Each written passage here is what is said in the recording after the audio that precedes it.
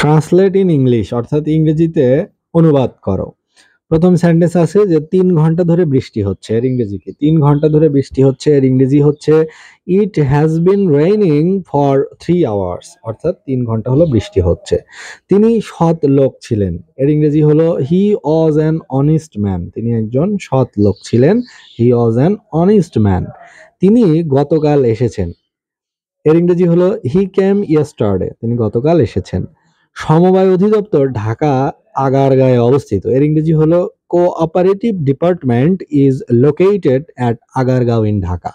Cooperative department অর্থ সমবায় অধিদপ্তর, ইজ লোকেটেড মানে অবস্থিত কোথায়, অ্যাট আগারগাঁও ইন ঢাকা। অর্থাৎ যদি দুইটা জায়গার উল্লেখ থাকে, প্রথমটা যদি অপেক্ষাকৃত ছোট জায়গা হয়, যেমন ঢাকার ভিতরেই আগারগাঁও কিন্তু একটু অল্প জায়গার ভিতর, ছোট জায়গার ভিতর, আর ঢাকা হলো বৃহৎ জায়গা। তাহলে এরকম পাশাপাশি যদি দুইটি জায়গার নাম বসে, তাহলে যেটি ছোট জায়গা তার আগে বসে অ্যাট, এই জন্য আগারগাঁয়ের আগে বসলো প্রিপোজিশন অ্যাট। আর যেটি বড় জায়গা সেটা হলো ঢাকা, ঢাকার আগে বসবে প্রিপোজিশন ইন। তিনি একজন পণ্ডিত ব্যক্তি, এর ইংরেজি হলো he is a scholar. Scholar অর্থ পণ্ডিত ব্যক্তি বা জ্ঞানী মানুষ, তাহলে তিনি একজন পণ্ডিত ব্যক্তি, হি ইজ এ স্কলার। তো এই অংশটুকু পড়া হলো রিসেন্ট পাবলিকেশনের জব সলিউশন বইটি থেকে।